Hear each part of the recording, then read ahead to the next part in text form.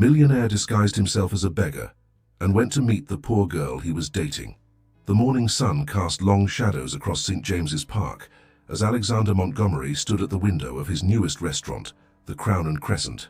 At 32, he had built an empire of high-end establishments across London, yet something felt missing in his life of luxury and achievement. Running his fingers through his perfectly styled dark hair, he adjusted his bespoke suit and checked his Patek Philippe watch.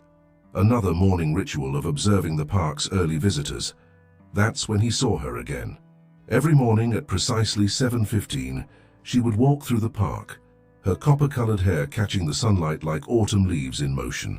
She always wore the same worn-out blue coat, carried a weathered messenger bag, and moved with a grace that seemed to defy the weight of whatever burdens she carried.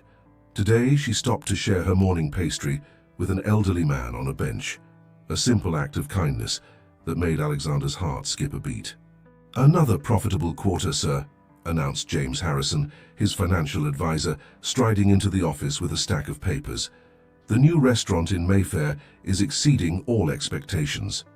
Alexander barely registered the words, his attention fixed on the young woman now helping a child retrieve a balloon caught in a tree branch. "Who is she, James?" "I beg your pardon, sir." "That girl in the park, the one with the copper hair. She passes by every morning, same time, same route. Have you ever seen her enter any of the surrounding buildings? Perhaps she works nearby?" James adjusted his glasses and peered out the window. "I'm afraid I haven't noticed, sir. Shall I have someone look into it?" Alexander shook his head, an idea forming in his mind. Throughout his life, his wealth had been both a blessing and a curse. Every relationship he'd attempted had been tainted by the shadow of his fortune.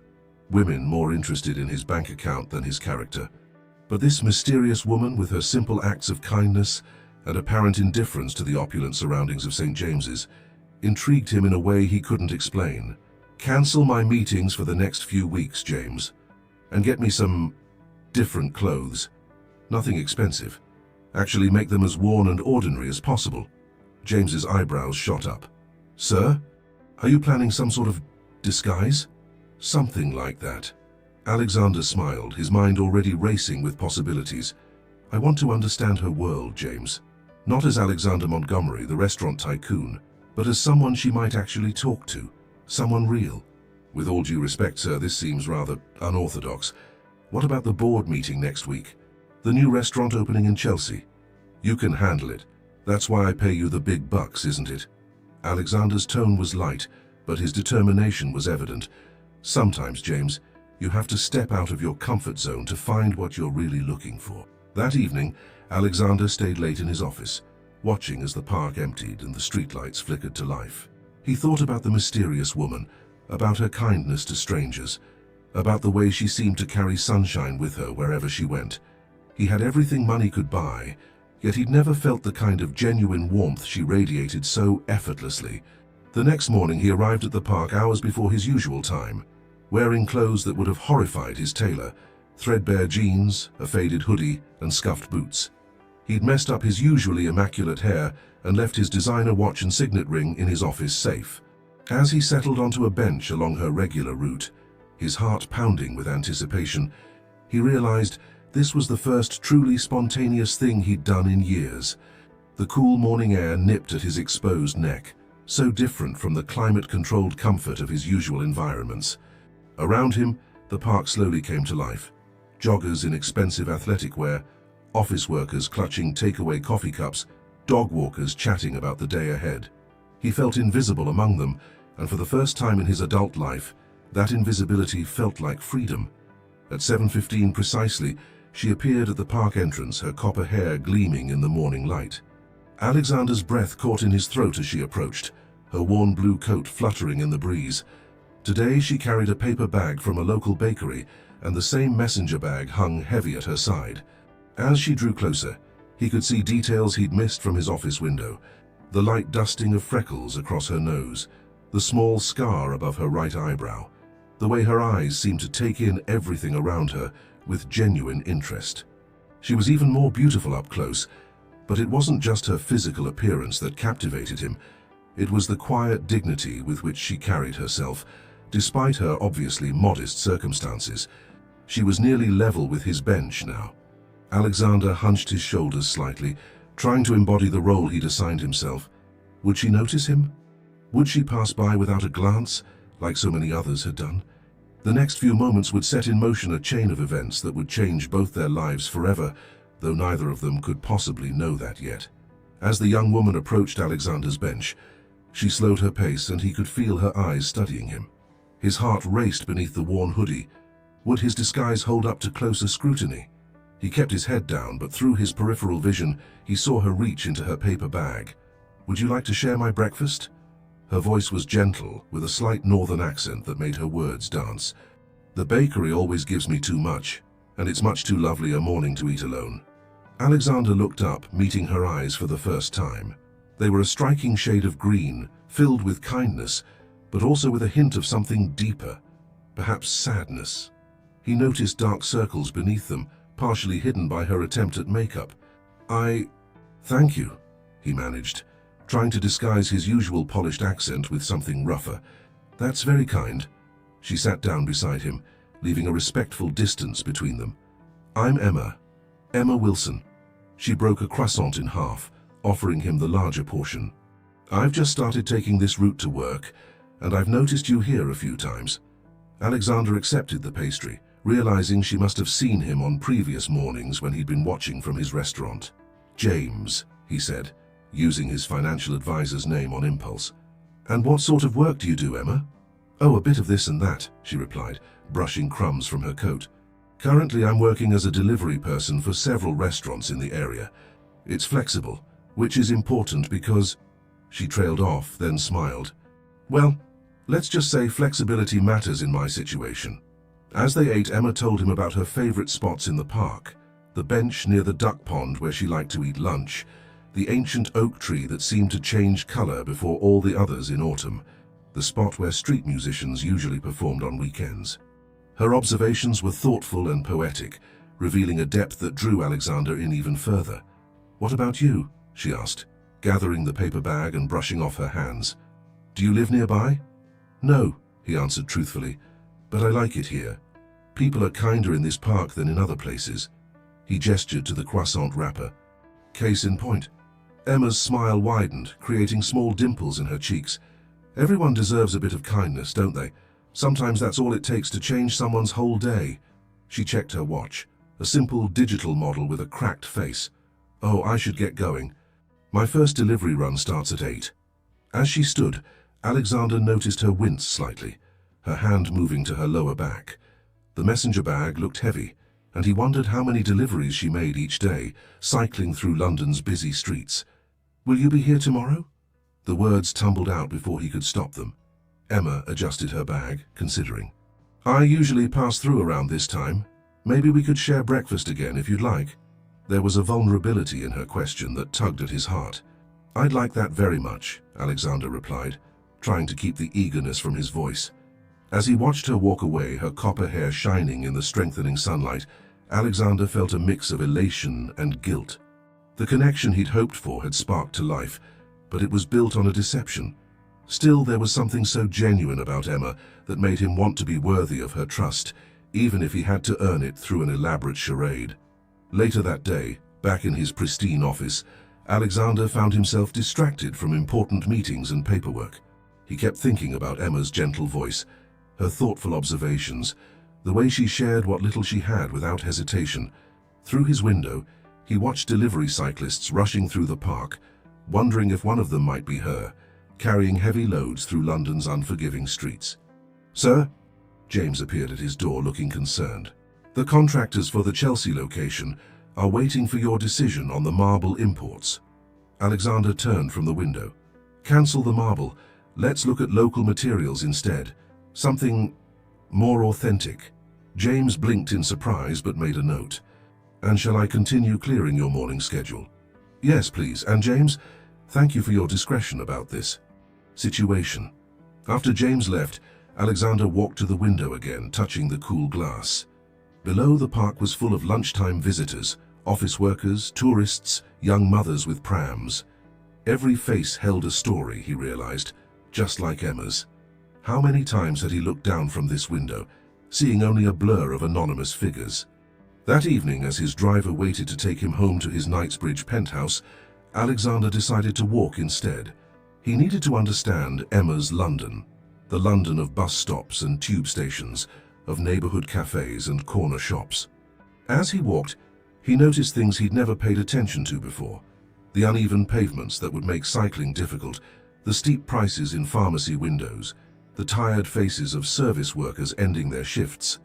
His phone buzzed with messages from his sister Victoria, reminding him about their mother's charity gala next week. Another world, he thought, so far removed from the life Emma knew. How could he bridge these two realities? And more importantly, how could he continue this deception without losing the very thing he was trying to find, a genuine connection? As he finally arrived home, Alexander made a decision. He would give himself 1 week. 1 week to know Emma as James, to understand her world and her heart. After that, he would tell her the truth, whatever the consequences might be. But even as he made this promise to himself, he knew that matters of the heart rarely followed well-laid plans. The next few days fell into a pattern that Alexander began to treasure, into a duel. Each morning he would arrive early at their bench. He had already begun thinking of it as theirs, and Emma would appear at precisely 7:15, always carrying something to share. Their conversations flowed more easily now, though Alexander had to constantly guard against slipping back into his natural way of speaking. On this particular morning, dark clouds threatened rain, but Emma arrived as usual, this time with 2 paper cups of tea and a bag of freshly baked scones. "I hope you like Earl Grey," she said, settling beside him. "The cafe where I pick up my first deliveries started recognizing me, and they give me a discount now." She smiled proudly at this small victory. Alexander accepted the tea, noting how she had already added milk. She'd remembered from their previous conversation. "You didn't have to do this," he said softly. "Sometimes it's nice to do things we don't have to do," she replied, breaking a scone in half. "Besides, you looked cold yesterday. This weather isn't kind to people who—" She trailed off, looking embarrassed. "People who spend their days outside," he finished for her, fighting a smile. Her consideration for his supposed situation only made him admire her more. They sat in comfortable silence for a while, watching as the park came to life around them.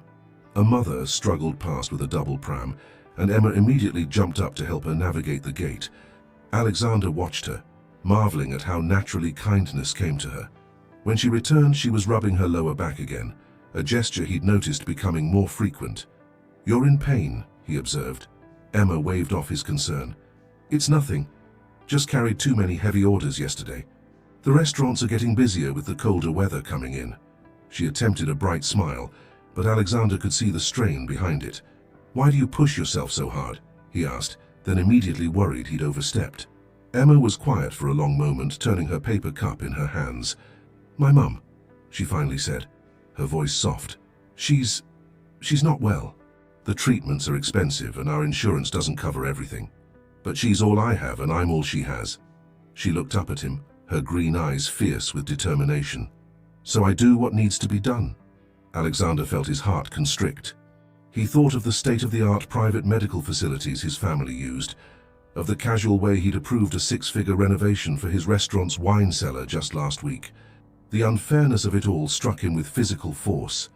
"I'm sorry," he said, knowing how inadequate the words were. "It must be difficult carrying that responsibility alone." "I'm not entirely alone," Emma replied, brightening slightly. "I have my friend Sarah. She's a nurse at the local clinic. She helps keep an eye on Mum when I'm doing my delivery runs. And now," she glanced at him shyly, "I have these morning talks to look forward to." The trust in her eyes made Alexander's guilt surge anew. He cleared his throat. "Tell me about your mum." Emma's face softened with love and worry. She was a teacher before she became ill. English literature, she can still quote entire passages from Jane Austen and the Bronte sisters. "She's the one who taught me to love books, to see the beauty in words." She paused, lost in thought. "Even now, when the pain keeps her awake, she'll recite poetry. Says it helps her forget for a while." A drop of rain landed on the bench between them, followed by another. Emma quickly gathered their breakfast remains, but before she could stand, Alexander noticed her shiver in her thin coat. "Here," he said, beginning to remove his hoodie. "Don't be silly," she protested. "You need it more than I do. I have deliveries to keep me warm, remember?" The rain was falling steadily now, and Emma pulled her messenger bag close to protect it. "I should go. The restaurants will be expecting their morning deliveries." She hesitated, then added, "James, would you like to come to my place for tea sometime? It's nothing fancy, just a small flat, but Mum would love the company. She doesn't get many visitors these days." Alexander felt simultaneously honored and terrified. To see Emma's home, to meet her mother, it would make his deception even more complex. But the hopeful look in her eyes made it impossible to refuse. "I'd like that," he heard himself say. "Tomorrow afternoon around 4? I'll have finished my deliveries by then." She quickly wrote an address on a napkin. "It's not in the best area, but I'll be there," he promised. As he watched her hurry away through the rain, Alexander realized he had reached a turning point. Visiting Emma's home would take this beyond their morning conversations in the park. It would make everything more real, and potentially more painful, when the truth eventually came out. Back in his office, he found himself researching medical treatment options and insurance policies, his mind working on solutions he couldn't yet offer. James appeared with contracts requiring his signature, but Alexander could barely focus on them. "Sir," James ventured carefully, "the board is starting to ask questions about your reduced schedule." "Let them ask," Alexander replied, still staring at his computer screen. "James, what do you know about medical insurance coverage for chronic conditions?" His financial advisor looked surprised but answered professionally. "It's complex territory, sir. Many treatments fall into gray areas of coverage. Why do you ask?" Alexander ignored the question. "And our company's charitable foundation. How quickly can we establish new initiatives?" "That would depend on the nature of the initiative, sir, and the board would need to approve any major new programs." Alexander nodded absently, already forming plans. He knew he was getting in deeper, letting his heart lead him into complicated territory. But as he thought of Emma's brave smile and her daily struggles, he realized he was past the point of turning back. Looking out his window at the rain-soaked park, he could almost see their morning scene played out again. Emma, sharing what little she had, fighting her battles with quiet dignity, while he sat there accepting her kindness under false pretenses. Tomorrow, he would see her world up close, and the weight of his deception would either crush him or force him to find a way to make things right. The address Emma had given Alexander led him to a narrow street in one of London's less prosperous neighborhoods. The Victorian-era building had seen better days, with peeling paint and a broken buzzer system. He hesitated at the entrance, conscious that he'd still tried to maintain some of his wealth in his appearance despite his disguise. Everything he wore was deliberately aged, but still clean and intact. He checked the paper with Emma's address one more time. Flat 3B. Taking a deep breath, he climbed the worn stairs, the scent of various cooking spices from different flats mingling in the stairwell. When he reached Emma's door, he could hear soft, classical music playing inside. Before he could knock, the door opened, and Emma's bright face greeted him. "James, I was watching for you from the window," she admitted with a slight blush. "Come in, please. Mind the step. It's a bit uneven." The flat was small but meticulously clean, with carefully patched furniture and walls decorated with framed book pages. Beautiful illustrations from classic novels, he realized. A collection of well-worn paperbacks lined every available surface, and dried flowers hung in small bunches from a string across one wall, filling the space with a subtle, sweet fragrance. "It's not much," Emma said quickly, misreading his careful observation as judgment. "But it's home." "It's lovely," Alexander replied honestly, seeing how every corner reflected care and creativity despite the obvious limitations of their budget. A soft wool blanket was draped over a threadbare sofa, and hand-painted teacups sat on a tray ready for their visit. "Mum's having a good day today," Emma whispered, leading him toward a small sitting area. "She's been looking forward to meeting you. I hope you don't mind, but I've told her about our morning talks." In a worn but comfortable-looking armchair sat a woman who could only be Emma's mother. She had the same copper-colored hair, though hers was streaked with gray, and identical green eyes that lit up as they entered. Despite her obvious frailty, she carried herself with a quiet dignity that reminded Alexander of her daughter. "So this is the young man who's been sharing my daughter's breakfast," she said warmly, extending a thin hand. "I'm Margaret Wilson, but please call me Maggie. Emma tells me you appreciate literature." Alexander took her hand gently, noting how Emma had mentioned their conversations about books. "Yes, ma'am, though I'm afraid my knowledge isn't as extensive as I'd like." "Nonsense," Maggie replied, gesturing for him to sit. "Emma says you quoted Shakespeare the other morning. The quality of mercy is not strained, wasn't it?" Alexander remembered the quote. He'd used it when they'd discussed kindness to strangers. He sat carefully on the offered chair, watching as Emma bustled about with the tea things, her movements betraying a slight stiffness from her morning deliveries. "Let me help," he offered, rising, but both women waved him back down. "Guests don't serve tea in this house," Maggie declared firmly, though her eyes twinkled. "Now tell me, what's your favorite Shakespearean play?" As they talked, Alexander found himself relaxing despite his guilt. Maggie was clearly well-educated and quick-witted, and he had to be careful not to let his own extensive education show too much in their literary discussion. He watched as Emma served the tea in the painted cups, noting how she discreetly helped her mother hold her cup steady. "Emma painted these herself," Maggie said proudly, holding up her teacup to show the delicate flowers adorning it. "She has quite the artistic talent, though she doesn't have much time for it these days." "Mum," Emma protested softly, but Alexander could see the pleasure in her eyes at her mother's praise. As the afternoon progressed, Alexander began to notice things that Emma had tried to hide during their morning meetings. The way she would massage her mother's hands when she thought no one was watching, the careful rationing of their tea and biscuits, the medical supplies partially visible through a partially open door. A half-empty pill bottle sat on a side table, its label bearing an expensive brand name he recognized from his company's pharmaceutical investments. "Would you excuse me for a moment?" Emma said, glancing at her watch. "It's time for Mum's medication." As she left the room, Maggie's face grew serious. "You seem like a kind young man," she said softly, "and I can see how you look at my daughter." Alexander felt his face warm. "Mrs. Wilson?" "Maggie," she corrected gently. "Emma has had to grow up too quickly, take on too much responsibility. She thinks I don't know how many extra delivery shifts she takes, how she skips meals to make sure I have enough." She paused, her eyes filling with tears. A mother shouldn't have to watch her child sacrifice everything. Before Alexander could respond, Emma returned with a small pill cup and a glass of water. He watched as she helped her mother take the medication, her movements gentle and practiced. The moment crystallized everything for him: Emma's daily struggles, her quiet strength, the weight she carried alone. "I should probably go," he said, standing. "Thank you for having me." "You'll come again?" Maggie asked, and he could hear the hope in her voice, not just for herself but for her daughter. "If I'm welcome," he replied, looking at Emma. "Of course you are," Emma said, walking him to the door. In the narrow hallway, she turned to face him. "Thank you for coming. It means a lot to Mum to have someone new to talk to about books. Sometimes I think she misses teaching more than anything."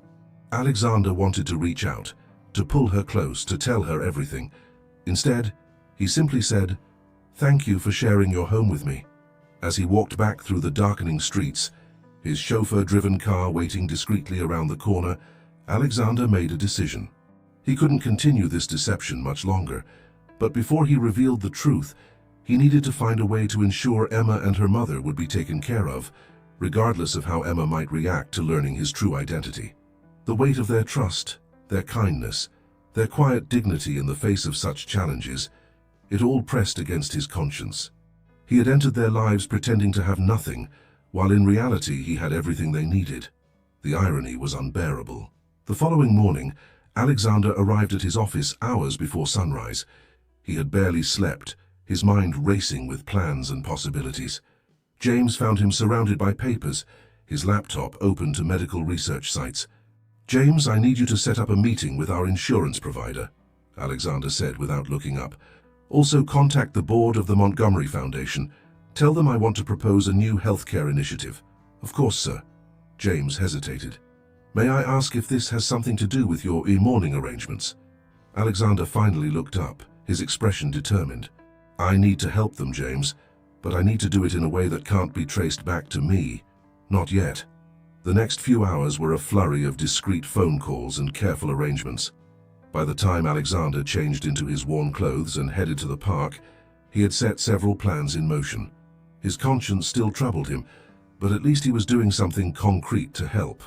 Emma was already at their bench when he arrived, looking more tired than usual. "I wasn't sure you'd come today," she said softly. "After seeing where we live, why wouldn't I?" he asked, sitting beside her. She shrugged, picking at the paper bag in her hands. "Some people, well, they treat you differently when they see you're struggling. As if poverty is contagious. Is that why you work so hard to hide it?" Emma looked surprised at his perception. "I suppose I do, don't I? It's silly, really. Everyone in our building knows. All the delivery companies know. I'll take any extra shift they offer. But somehow out here in the park," she gestured at the manicured gardens around them, "it's like I can pretend to be someone else for a little while." The irony of her words wasn't lost on Alexander. "There's nothing wrong with who you are, Emma." She smiled, but it didn't reach her eyes. "Tell that to the pharmacist who looks down his nose at us when we can't afford all of Mum's prescriptions, or the landlord who's threatening to increase our rent again." She took a deep breath. "I'm sorry, I shouldn't burden you with all this. You can tell me anything," Alexander said, meaning it more than she could know. They shared the banana bread she'd brought, and Emma told him about her mother's improving spirits after his visit. "She's been quoting The Merchant of Venice all evening. I think she's trying to hint that she wants you to come back." "I'd like that," Alexander replied, already planning how to balance his growing involvement in their lives with his other responsibilities. Later that day, in his office, Alexander received the news he'd been waiting for. The Montgomery Foundation had approved his proposal for a new healthcare initiative, one that would randomly select recipients for comprehensive medical coverage. He had carefully structured it to ensure Emma's mother would qualify without raising suspicions. "The paperwork will be delivered to their flat tomorrow," James reported. "It will appear to be part of a general outreach program in their neighborhood." "Good. And the rental company?" "Purchased through our shell corporation, sir. The building's ownership has been transferred, and the new management company will be informing all tenants of a rent reduction, citing community development initiatives." Alexander nodded, satisfied but still restless. These were just temporary solutions, band-aids on a deeper wound. He knew he needed to tell Emma the truth, but each day that passed made it harder. Each morning conversation, each shared smile, each small confidence made the potential of losing her more unbearable. That evening, as he was preparing to leave his office, he saw Emma cycling past the restaurant, her messenger bag heavy with deliveries. Without thinking, he rushed downstairs and out onto the street, maintaining enough distance that she wouldn't notice him. He followed her route, watching as she navigated through traffic, made her deliveries, and collected her modest tips. At one point, she stopped to help an elderly woman cross the street, despite clearly being in the middle of a time-sensitive delivery. The woman tried to offer her a pound coin as thanks, but Emma gently refused, hurrying back to her bicycle with a wave. Alexander's chest tightened watching these small moments of grace. How many times had he passed people needing help without even noticing them? How many opportunities for kindness had he missed in his rush from one business meeting to another? As he walked back to his office, he made another decision. The next day, he would have his restaurant managers start offering free meals to delivery cyclists, citing a new company policy. It wasn't much, but it would ensure Emma and her colleagues would at least have proper meals during their long shifts. Back in his office, he found a note from his sister Victoria. "Mummy's charity gala is next week. Don't you dare try to skip it again. And please tell me you found a date who won't try to pitch their business ideas to our investors this time." Alexander set the note aside, his mind turning to Emma. In another world, he would proudly escort her to the gala, introduce her to his family, show them how real kindness and grace had nothing to do with social status or bank balances. Instead, he would have to maintain his double life a little longer, helping from the shadows while trying to find the courage to tell her the truth. That night, alone in his penthouse, Alexander pulled out the napkin with Emma's address, tracing the careful numbers she'd written. Tomorrow she would receive notice of her lucky selection for the healthcare program. Tomorrow her mother's medical care would be secured. Tomorrow their rent would be reduced to a manageable level. But tomorrow she would still not know who he really was, and that thought kept him awake long into the night. The next morning, Emma practically ran into the park, her face glowing with excitement despite the early hour. Before Alexander could even greet her, she threw her arms around him in an impulsive hug. "You'll never believe what happened," she exclaimed, then quickly stepped back, blushing at her own enthusiasm. Sorry, I had to tell someone who would understand. Alexander's heart raced, both from her unexpected embrace and the knowledge of what was coming. What happened? Emma sat beside him, pulling out several official-looking letters from her bag. It's like some sort of miracle, James.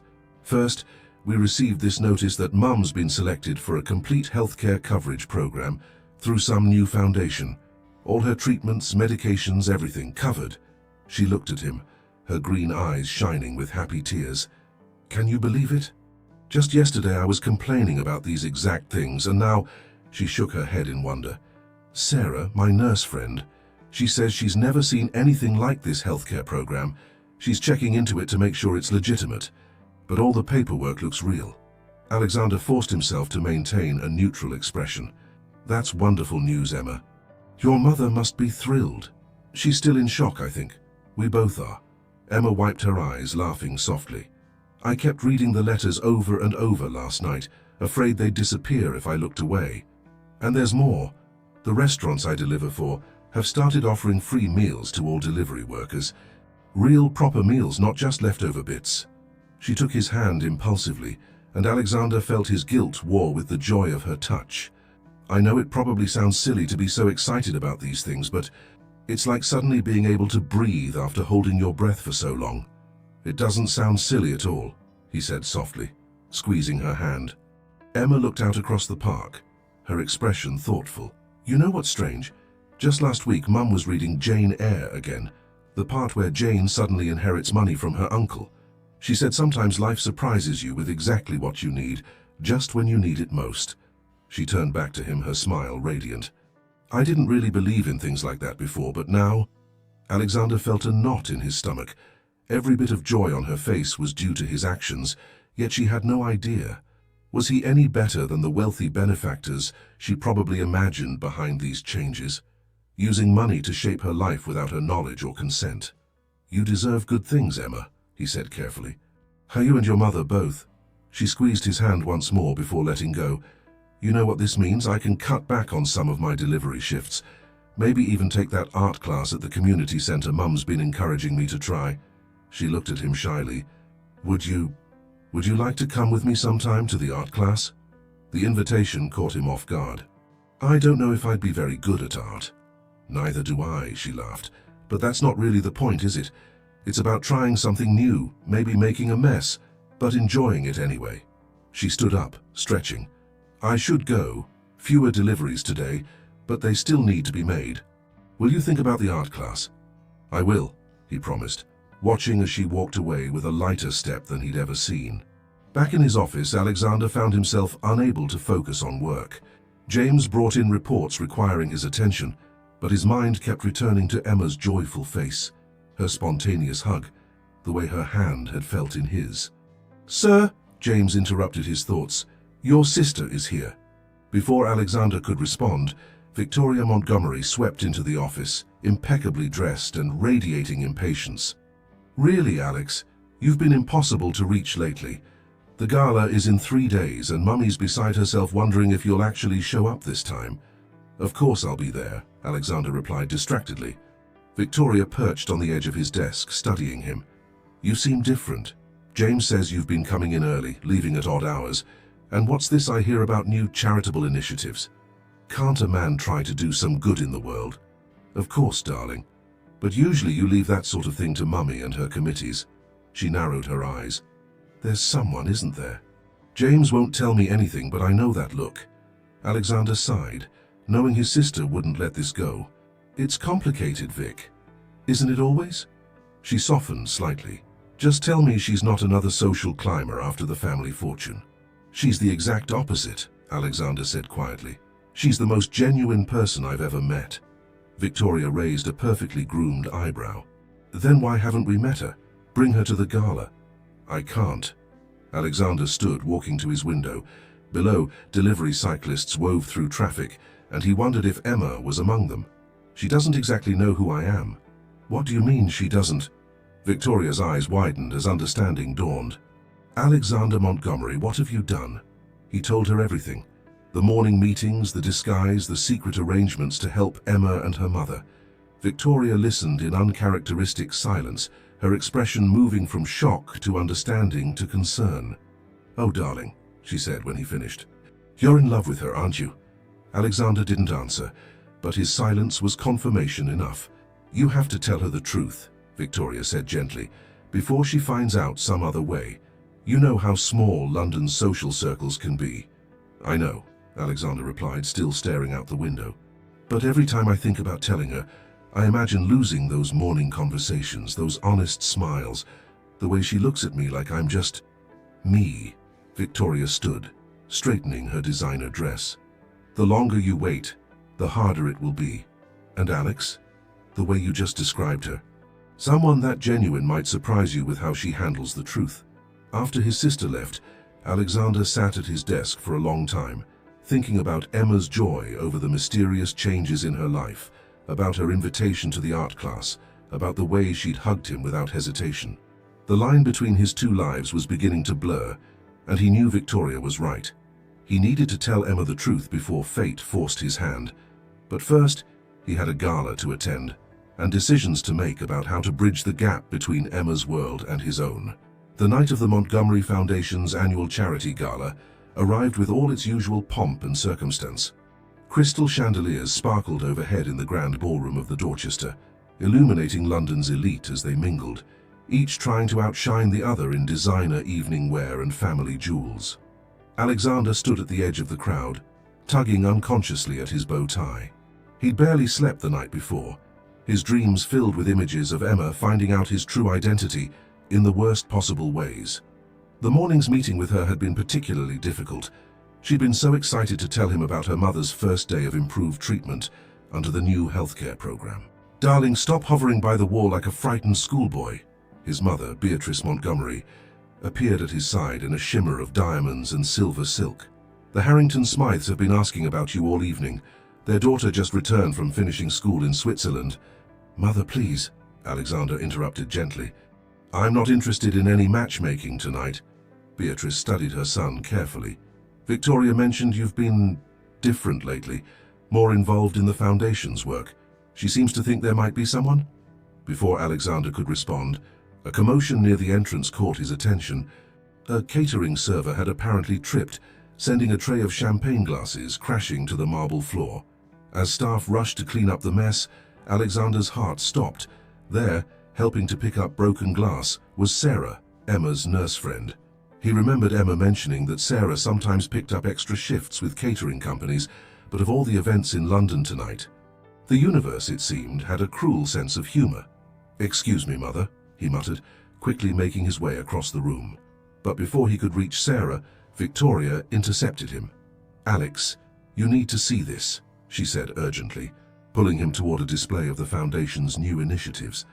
There, prominently featured on a large screen, was a photo of him at last month's board meeting, alongside details of the very healthcare program that was now helping Emma's mother. "They've been showing this presentation all evening," Victoria explained. "If Sarah sees it..." Alexander's mind raced. Sarah was intelligent and observant. She would certainly make the connection between the mysterious James from the park and Alexander Montgomery, especially given the timing of the healthcare program's implementation. "I need to tell Emma first," he said firmly. "She can't find out like this." Victoria nodded. "Go. I'll run interference with Mother and make sure Sarah is kept busy in the kitchen area." Alexander slipped out of the ballroom, pulling out his phone. It was nearly 10 o'clock. Would Emma still be awake?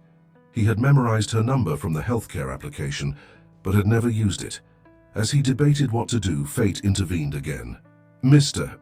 Montgomery." He turned to find Sarah standing in the service corridor, her eyes wide with recognition. She was holding her phone, and on its screen was a photo. Emma had just sent her a selfie with James from their morning meeting. "Sarah, I can explain," he began. "Explain what?" Sarah's voice was cold. "How you've been pretending to be homeless while secretly running the foundation that's helping Margaret.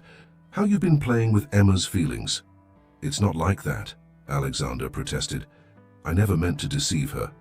I just wanted her to know me as myself, not my money." "And how's that working out?" Sarah challenged.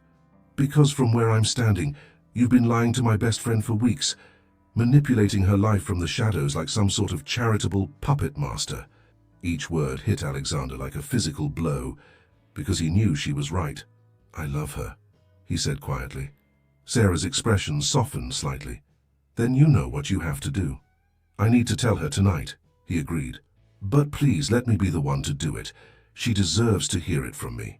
Sarah considered this for a moment. "You have until tomorrow morning. If you haven't told her by then, I will. She's been through too much to be toyed with." "I understand." Alexander checked his watch. "Will she still be awake?" "She just texted me that she's doing some late-night painting." "The art classes you secretly arranged are giving her so much joy," Sarah added pointedly. Alexander winced at the reminder of his well-intentioned manipulations. "Thank you, Sarah, for giving me this chance." "I'm not doing it for you," she replied. "I'm doing it for Emma, but Mr. Montgomery, if you hurt her—" "I know," he said softly. "I've been hurting her already by lying, haven't I?" Sarah's silence was answer enough. Alexander turned to leave, then paused. "The healthcare program. It's real and it's permanent. No matter what happens with Emma and me, please make sure she knows that won't change."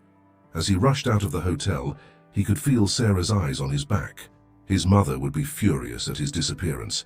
The society pages would buzz with speculation, but none of that mattered now. He had to reach Emma before his carefully constructed world of deception came crashing down around them both. In his car, he finally did what he should have done weeks ago.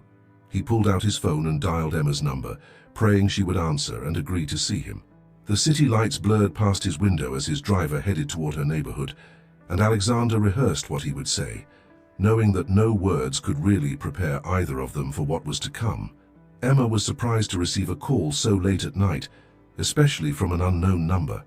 She was even more surprised to hear the familiar voice on the other end, James asking if they could meet. Something in his tone made her heart race with apprehension. "Now? Is everything all right?" she asked, glancing at her paint-stained hands and the half-finished canvas before her. "Please, Emma, it's important. I need to tell you something, and it has to be tonight."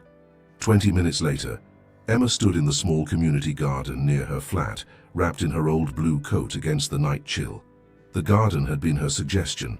Neutral ground, she'd thought, though she couldn't explain why she felt she needed that security. When she saw James approaching, she knew immediately that something was different. His usual worn hoodie was gone, replaced by an expensive suit that looked oddly natural on him. His hair was perfectly styled, and even his posture had changed. The careful stoop she'd grown used to was replaced by the confident bearing of someone accustomed to commanding attention. "Emma," he said softly, stopping a few feet away from her. In the lamplight, she could see that his face was drawn with anxiety. "Who are you?" The words came out before she could stop them. Because this man before her both was and wasn't the James she'd come to know over their morning conversations. He took a deep breath. "My name is Alexander Montgomery. I'm the CEO of Montgomery Restaurants and chairman of the Montgomery Foundation." He paused, watching her face carefully. "The foundation that's providing your mother's healthcare coverage." Emma felt the world tilt beneath her feet. Memories flashed through her mind, sharing her meager breakfast with a man she thought was in need, telling him about her struggles, accepting his sympathy. All while he had been... "The rent reduction," she said numbly. "The free meals for delivery workers, the art class sponsorship. It was all you?" Alexander nodded, taking a step toward her. She stepped back. "Don't." Her voice shook. "Just explain. Why? That first morning when I saw you from my restaurant window, sharing your breakfast with that elderly man on the bench, I'd never seen such genuine kindness." His words tumbled out, as if he'd been holding them back for too long. "I wanted to know you, the real you, not the person you might pretend to be for Alexander Montgomery, millionaire." Emma wrapped her arms around herself, trying to process everything. "So, you decided to pretend to be someone else instead? Do you have any idea how humiliating this is? All those mornings I worried about you being cold or hungry." "Your kindness was real," Alexander insisted. "Everything between us was real. Real." Emma's laugh was bitter. "I told you things, personal things about my mother, about our struggles. I felt guilty for complaining about my problems to someone I thought had so much less than me. And all the while you were what? Conducting some sort of social experiment?" "No, Emma, please." Alexander's voice cracked. "I fell in love with you. I know I went about everything wrong, but my feelings for you are genuine." "Love?" Emma stepped into the lamplight, letting him see the tears on her face. Love doesn't manipulate. Love doesn't deceive. You played God with our lives, arranging everything from the shadows like some kind of charitable puppet master. Alexander flinched. She'd unknowingly echoed Sarah's words. I was trying to help. Help? Emma's voice rose. We didn't need a savior, Alexander. We needed honesty, respect. Did you ever think how it would feel when I discovered that every bit of good fortune that's made me so happy lately was just you, pulling strings? The healthcare program is real, he said quickly. It's helping dozens of families, not just yours.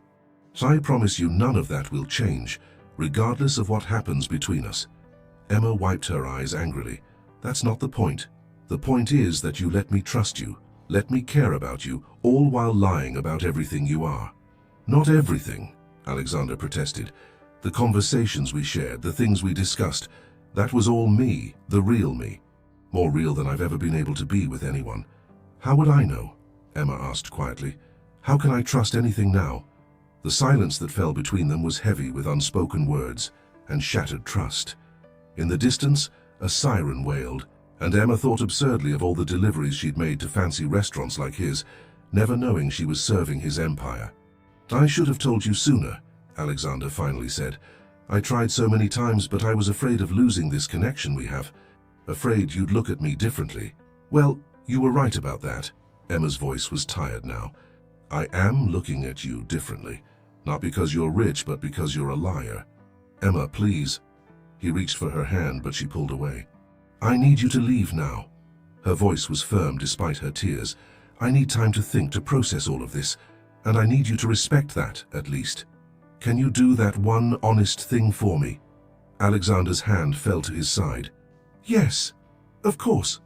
He took a step back, then stopped. But Emma, everything I feel for you is real. And if you'll let me, I'll spend as long as it takes proving that to you. Emma turned away, unable to bear the sight of him any longer. She heard his footsteps retreat, heard the soft purr of an expensive car engine starting up. Only when she was sure he was gone did she allow herself to sink onto a nearby bench, her body shaking with sobs.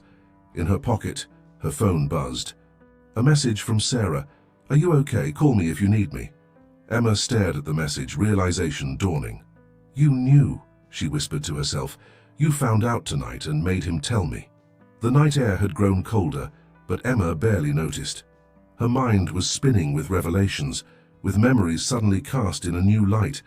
Every morning conversation, every shared smile, every moment of connection, all of it touched by this new knowledge, all of it requiring re-examination.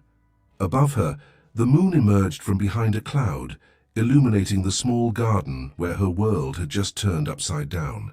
The same moon that had witnessed their first morning meeting, now bearing witness to its unraveling. The morning after Alexander's revelation, Emma didn't go to the park. Instead, she sat at her kitchen table, staring at a cup of tea that had long since gone cold. The morning sunlight streaming through the window seemed too bright, too ordinary for a world that had shifted so dramatically. Darling, Maggie's voice came from the doorway. Sarah called. She told me everything. Emma looked up at her mother, expecting to see disappointment or anger. Instead, she found understanding in those familiar green eyes. Why aren't you more upset about this? Emma asked. He manipulated us, arranged everything from behind the scenes like we were characters in his personal charity story. Maggie made her way carefully to the table, settling into a chair beside her daughter. Her movements were steadier now thanks to the new treatments. Treatments that, Emma reminded herself bitterly, came from Alexander's intervention. Do you remember what I always taught you about Jane Austen's novels? Maggie asked, reaching for Emma's hand. How the truth of a person lies not in their circumstances, but in their choices. Mum, please don't turn this into a literature lesson. Just hear me out, Maggie insisted gently. Yes, Alexander deceived us about his identity, but think about his choices. He could have simply written a check, or had his foundation help anonymously. Instead, he chose to spend his mornings on a cold park bench, getting to know you, learning about our lives, understanding our struggles. While lying about everything, Emma pointed out. Not everything, Maggie corrected. I've seen how he looks at you, Emma. That's not something anyone can fake. Before Emma could respond, Sarah arrived, still wearing her catering uniform from the previous night. She wrapped Emma in a tight hug before pulling up a chair. "I'm so sorry I couldn't warn you," Sarah said, "but I thought you needed to hear it from him." Emma nodded, grateful for her friend's wisdom. "Tell me about last night." "About how you found out." Sarah described the charity gala, the foundation's presentation, and her confrontation with Alexander in the service corridor. "He left immediately to find you, Emma. Abandoned his family's biggest social event of the year in the middle of it. The society pages are probably having a field day." "Good," Emma muttered, but without real venom. "He's not what I expected," Sarah admitted. "When I realized who he was, I thought he'd be, I don't know, condescending, defensive.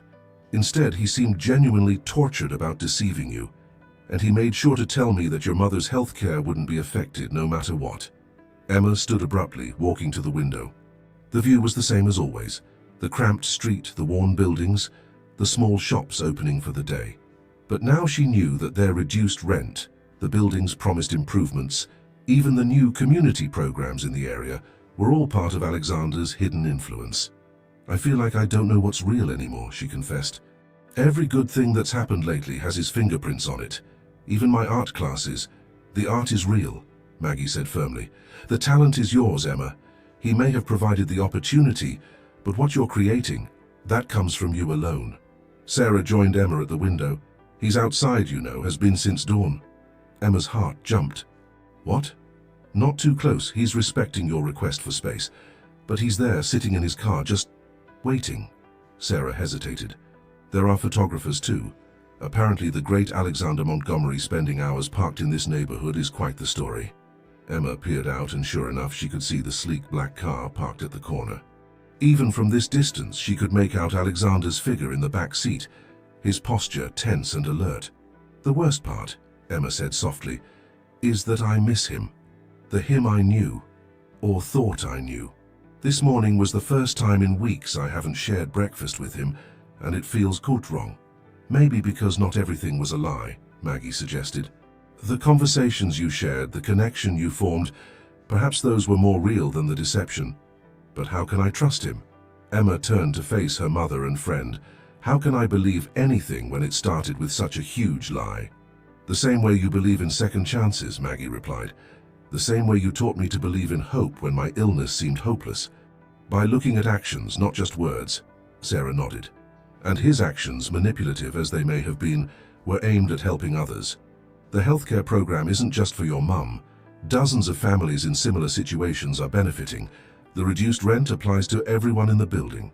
The free meals help all delivery workers." Emma sank back into her chair, feeling drained.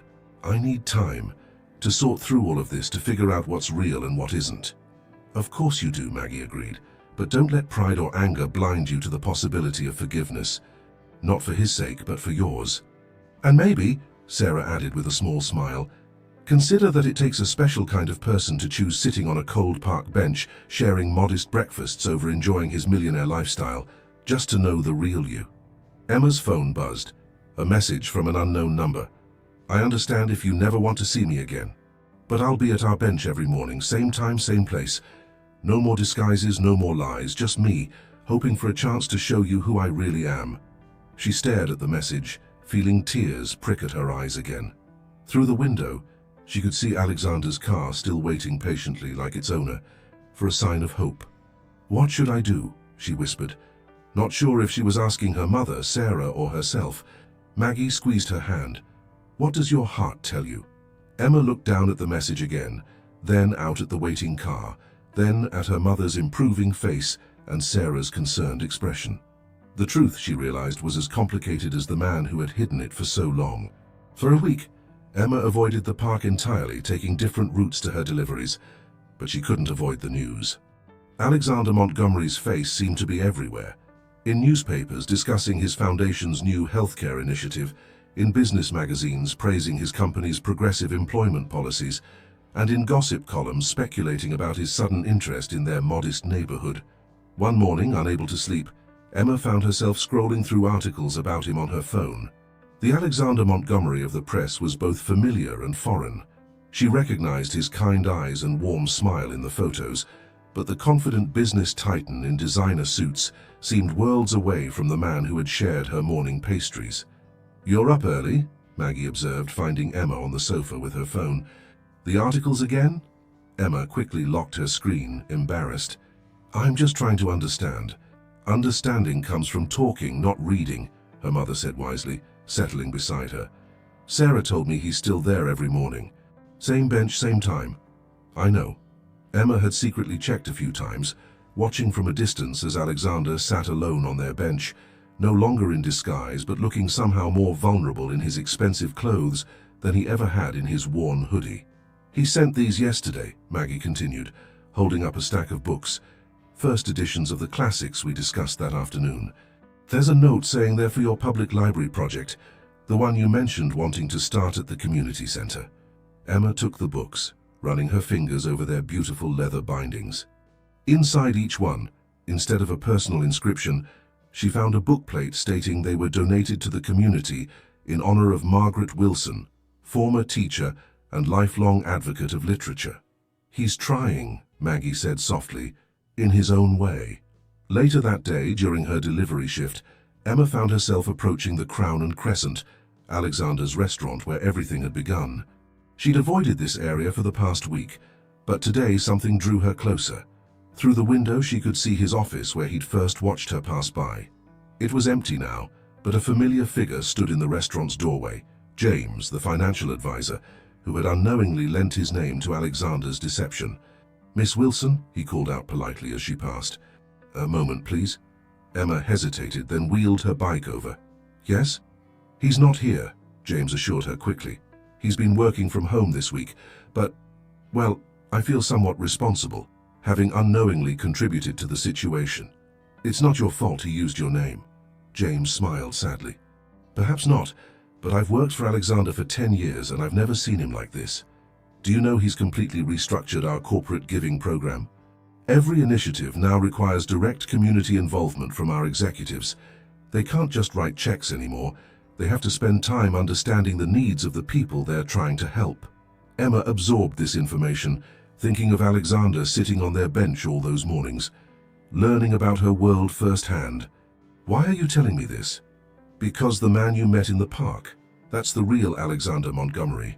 The one I've always known was there, underneath all the corporate responsibilities and social expectations." James hesitated. "The board thinks he's having some sort of crisis, but I think he's finally found his purpose." That evening, Emma sat in the community garden where Alexander had revealed the truth, sketching in her notebook. Her art classes were continuing, paid for now by a proper community education grant that Sarah had verified was legitimate and available to anyone in the neighborhood. A message buzzed on her phone, another from Alexander's number. "The autumn art exhibition at the community center is being announced tomorrow. Your art teacher submitted your work for consideration. I had nothing to do with the selection process, I promise, but I've seen your paintings at the center and they're beautiful. You have a real gift, Emma." Before she could stop herself, she replied, "How do you know which ones are mine?" His response came quickly. "Because they show the world the way you see it, full of hidden beauty and quiet dignity. Like that first morning when you shared your breakfast with a stranger." Emma stared at his words, feeling tears prick at her eyes. Another message followed. "I'm still at our bench every morning, but I understand if you're not ready. Take all the time you need, I'll wait." The next morning, Emma woke before dawn. She lay in bed for a long time, listening to the city come to life outside her window. Finally, she got up and dressed, then walked to the little bakery where she'd bought breakfast for them so many times. "The usual, love?" the baker asked with a knowing smile. Emma nodded, accepting the paper bag and 2 cups of tea. Her hands shook slightly as she paid. The park was quiet at this hour, the early morning mist still clinging to the grass. As she approached their bench, she saw him, Alexander, dressed in an expensive suit but looking somehow rumpled, as if he hadn't slept well. He was staring at his hands, lost in thought. Emma took a deep breath and walked forward. Alexander looked up at the sound of her footsteps, hope and fear warring on his face. She stopped a few feet away. "The thing is," she said quietly, "I miss our conversations." "I miss them too," he replied, his voice rough with emotion. "More than anything." Emma held up the paper bag. "I bought breakfast, but I have conditions." Anything, Alexander said quickly, then caught himself. Sorry, I'm listening. No more lies. No more manipulating things from behind the scenes. And if we try to move forward, it has to be as equals. I don't need a savior or a benefactor. I need someone who sees me for who I am. I do see you, Emma. I always have. He gestured to the space beside him on the bench. That's why I came here every morning. Why I shed all the trappings of my other life. Because you saw me too. The real me, underneath it all. Emma sat down, leaving space between them. She pulled out the tea and pastries, the familiar ritual both comforting and strange in this new context. I can't promise this will work, she warned. I'm still angry and hurt and confused. I know, Alexander said softly. But can I tell you something? As myself this time? Emma nodded. That first morning when you shared your breakfast with me, no one had shown me that kind of simple kindness in years. Everything in my life had become about transactions and expectations. You reminded me what it means to be human. Over the next few weeks, Emma and Alexander slowly established a new rhythm to their morning meetings. The bench remained their constant, but everything else had changed. Gone was the pretense of poverty, replaced by an sometimes awkward but always honest attempt to bridge their two worlds. Tell me about your real life, Emma said one morning, watching as Alexander tried to balance his takeaway coffee cup while checking messages on his phone. No more hiding. It's not very interesting, he admitted, putting his phone away to give her his full attention. Board meetings, investment decisions, charity galas where everyone talks about helping people but rarely meets those they're supposedly helping. Until you decided to become one of them? There was a hint of teasing in Emma's voice now, the first real sign that the wounds of his deception were beginning to heal. Alexander smiled ruefully. I deserved that, but you know what I've realized? My life was the pretense. All those mornings as James, that was the most genuine I've ever been. They were interrupted by the arrival of Sarah, who had taken to joining them occasionally on her way home from night shifts.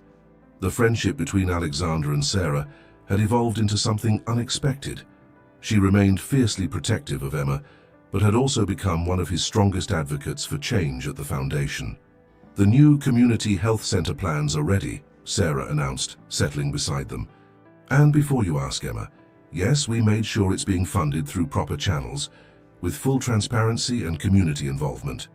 Emma nodded, still getting used to being part of these conversations, rather than just their subject. And the art therapy program we discussed? Already incorporated into the plans, Alexander confirmed, along with your mother's suggestion about the literary workshop space. The mention of Maggie made Emma smile. Her mother had adapted to the truth about Alexander with remarkable grace, treating him exactly the same as she had before, though she did occasionally tease him about his Shakespeare quotations, now that she knew about his Oxford education. Speaking of Mum, Emma said, she's feeling well enough to teach her first literature class at the community centre next week. Will you come? Alexander's face lit up at the invitation. These moments of inclusion were still precious to him. I wouldn't miss it, although, he hesitated, there might be some press attention. My presence tends to attract photographers these days. We know, Sarah said dryly. The tabloids are still trying to figure out why Alexander Montgomery spends his mornings on a park bench in last season's suits. Last season's suits? Alexander looked down at his outfit in mock horror. I'll have you know this is perfectly current.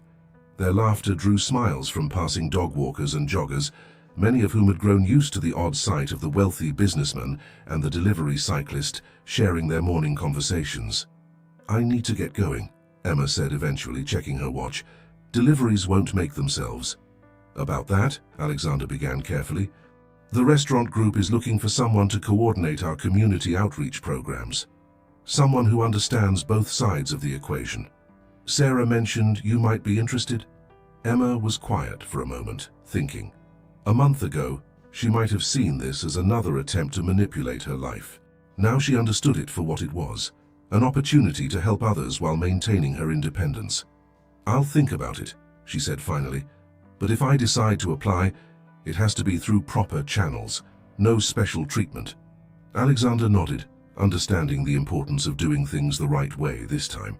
Of course, though I should warn you, the interview panel can be quite tough. especially since my sister Victoria insisted on being part of it. Your terrifying sister who still hasn't forgiven you for abandoning her at the gala." Emma grinned. "I look forward to meeting her." As Emma prepared to leave, Alexander caught her hand. The gesture was still new enough to make both their hearts race. "Dinner tonight?" he asked. "There's something I'd like to show you." "As long as it's not another surprise foundation project," Emma teased, but squeezed his hand in acceptance. Later that evening, Alexander drove them to a familiar part of town. Emma was surprised when they pulled up outside the Crown and Crescent. "This is where it all began," Alexander said, leading her not to the main entrance but to a small side door. "Where I first saw you walking through the park." Inside, the restaurant was quiet, closed for a private event, though Emma now knew that meant closed for them. Alexander led her up to his office, the same window where he'd watched her all those months ago now, offering a view of their bench in the darkening park. "I have something to confess," he said, turning to face her.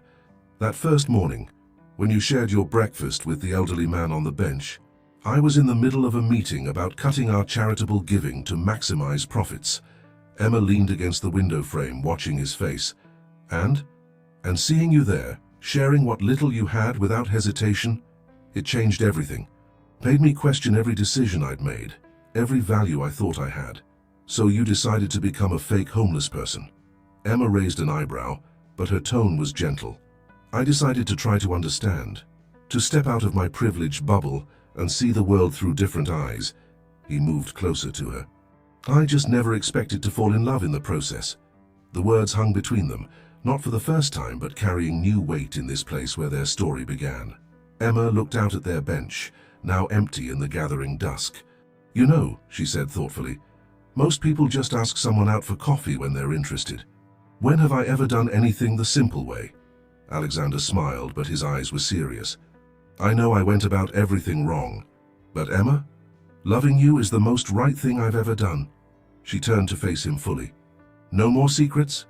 "No more secrets," he promised, although a mischievous glint appeared in his eye. "I do have one last surprise, but this time I'm asking permission first." 1 year later, Emma stood in front of the Crown and Crescent, remembering that first evening when Alexander had brought her to his office and asked permission for one last surprise. That surprise had turned out to be the renovation of the restaurant's ground floor into a community space, combining a subsidized cafe, an art gallery featuring local artists, and a free library stocked with both Margaret's beloved classics and contemporary works. Today, the space was hosting its first anniversary celebration, and Emma could hardly believe how much had changed in a year. The community outreach position she'd interviewed for, and earned on her own merit, as Victoria had made very clear, had evolved into a full-time role directing all of Montgomery Restaurant's social impact initiatives. Her mother was now running regular literature workshops in the library section, her health stable thanks to the continuing healthcare program that had expanded to help hundreds of families across London. "Ready?" Alexander appeared beside her, looking perfectly at ease in a casual sweater rather than his usual business suit. These days, he was as comfortable in Emma's world as she was learning to be in his. "Almost," she smiled, reaching up to straighten his collar. "Sarah just texted. She's bringing the last batch of student artwork from the community center." Inside, the space was buzzing with activity. Local residents mingled with business executives, artists chatted with investors, and children darted between the bookshelves. Margaret held court in her favorite corner, leading an animated discussion about Jane Austen with a mixed group of literature enthusiasts from all walks of life. "Remember our first real conversation here?" Alexander asked, leading Emma toward their favorite spot by the window. "When you finally agreed to give me a second chance?" "You mean when you promised no more secrets?" Emma teased. "Just before revealing your master plan for this place." "In my defense," he grinned, "I did ask permission first that time." They reached the window that had started it all, the one from which Alexander had first spotted Emma in the park. The bench where they'd shared so many morning conversations was visible through the glass, now accompanied by a small plaque that read, "Kindness changes everything." "Sometimes I wonder," Emma mused, "what would have happened if I hadn't shared my breakfast that morning? I'd probably still be in my office, making decisions about people's lives without ever really understanding them." Alexander admitted. "You taught me that real change happens at ground level, One person at a time. Victoria appeared beside them, elegant as always, but now warmly familiar to Emma. The press is here for the anniversary celebration. Ready to face the cameras? Emma nodded. Over the past year, she'd learned to handle the media attention that came with being part of Alexander's life, though she insisted on keeping the focus on their community initiatives rather than their personal relationship. Actually, Alexander said, before we do the official ceremonies, there's something I'd like to show Emma. In private. Victoria's eyes widened in understanding, and she quickly made herself scarce. Alexander took Emma's hand and led her through the busy room to the small garden they'd created behind the building, a quiet oasis inspired by the community garden where he'd first revealed his true identity. What's going on? Emma asked, noting his sudden nervousness. Do you know what today is besides the anniversary of this place? Emma thought for a moment. It's exactly a year since I started working here, isn't it? Yes, but it's also exactly 18 months since the morning you first shared your breakfast with a stranger on a park bench. Alexander reached into his pocket. That morning changed my life in ways I could never have imagined. It taught me about genuine kindness, about seeing people for who they really are, about the importance of truth and trust in love. Emma's heart began to race as Alexander dropped to one knee, producing a small box. I'm not asking because I'm Alexander Montgomery, or because you're the amazing woman who's helped transform not just my business, but my entire worldview. I'm asking because I'm still that person on the bench, falling in love with your kindness, your strength, and your heart. He opened the box, revealing a simple but elegant ring. Emma Wilson, will you marry me? Tears sprang to Emma's eyes as she looked at the man before her, no longer the privileged businessman playing at poverty, nor the mysterious stranger from the park, but simply the person she'd grown to love, trust, and understand. Yes, she whispered, then laughed. But only if you promise we can still have breakfast on our bench sometimes. Every morning, Alexander promised, slipping the ring onto her finger. Though maybe we can upgrade from paper bags to proper plates occasionally. Their laughter mingled with the sounds of celebration drifting from inside, where their two worlds had finally merged into one. Through the window, they could see Margaret beaming at them, while Sarah gave a thumbs up and Victoria discreetly wiped away a tear. The sun was setting over the park where their story had begun, casting a golden light over their bench, the simple wooden seat that had witnessed the beginning of something extraordinary. A reminder that sometimes the greatest love stories start with the smallest acts of kindness, and that honesty, forgiveness, and understanding can build bridges across any divide. I love you, Emma said softly, touching the ring on her finger. Both versions of you, the man on the bench and the man who built all this. They're the same person now, Alexander replied, drawing her close. Thanks to you. And in that moment, surrounded by the community they'd helped build together, they knew that their story, which had begun with a deception born of a desire to find something real, had come full circle, transforming into something far more precious. A love based on truth, understanding, and the kind of genuine connection that neither wealth nor poverty could affect.